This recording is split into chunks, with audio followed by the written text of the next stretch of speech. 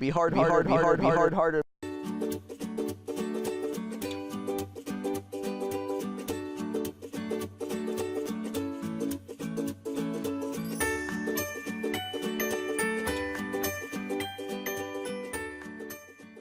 hard-hearted about when it's time to say goodbye to plants. If this section of the garden looks a little burnt, it's because it is. We're having trouble with some invasive weeds, and I have been pulling obscene quantities of weeds every day, but I still got to the point where I couldn't keep up with them, and it went to seed. I'm gonna have to decide. I had not originally planned to put these here. We're a little short on beds this year, so we're trying to figure out where we're going to put everything. Something came in literally and ate the entire plant. You know, one day it was there and the next day it was gone. We're not here all summer. Unfortunately, we're on the road for part of the summers. This bed over here, which is full of weeds, I don't know, I've got like a zillion types of tomatoes this year, will probably be in the straw bales.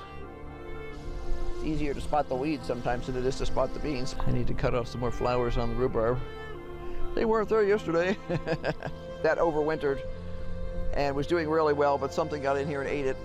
I was just going to harvest it, of course, when I came out and it was gone. Use this part of the bed for something else. I'm not 100% sure what yet, but I need to make a cage to go on it. We'll be inviting the entire world in for lunch. I've experimented with a bunch of, you're standing on my toe, Jack, that hurts. It's disadvantage of wearing flip-flops. When your dog steps on your foot, it hurts. This big spot here that would be perfect for planting out a lot of the greens and stuff I've got going in the greenhouse right now, because I've got pak choi and I've got lettuce. I also have some candy onions that were started from seed. I still have to figure out where I'm going to put some more of the stuff. I don't have any room for squash right now. I have a tendency to hang on to plants past their best of use by date, so I'll have peas once they're barely producing anything. I have a hard time pulling them out, and I need to stop that. Where they're not doing anything, they need to go. They need to go. They need to go. They need to go. Where they're not doing anything, they need to go. And I need to cut again tonight. I almost cut this one last night. I probably should have. I don't want asparagus for breakfast usually. That's about it. I weed it. If you don't do that, you can kill your asparagus crowns. Just one or two layers of regular old gray, unattractive cement block, hardware cloth at the bottom so that nothing can come in from underneath and eat everybody. We have not grown peas for several years. Our regular peas burn out pretty fast here once the heat really kicks in. No matter how much we water, I may have to start putting traps out again. I may have to start putting traps out again. My initial thought when I saw the broad beans up the other day was, time to start putting out traps again. Because when we start having wonderful things that are tender and green and luscious, yeah, everybody wants to come in and eat it for us. We have high winds on a regular basis.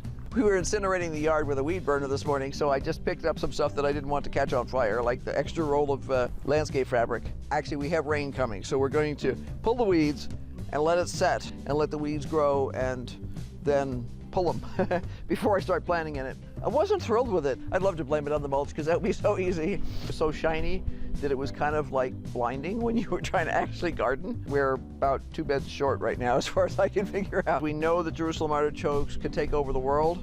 Jerusalem artichokes in our old garden in Massachusetts, because we didn't know any better. Ran out of days because a lot of the garlic's too close together. It'll be tasty, but it won't give us decent sized bulbs. Really enjoy roasting garlic, and then you put it on toast or crackers. This is another 2019 experiment. We've had very poor luck with potatoes, problems with wireworm. Fill these suckers up.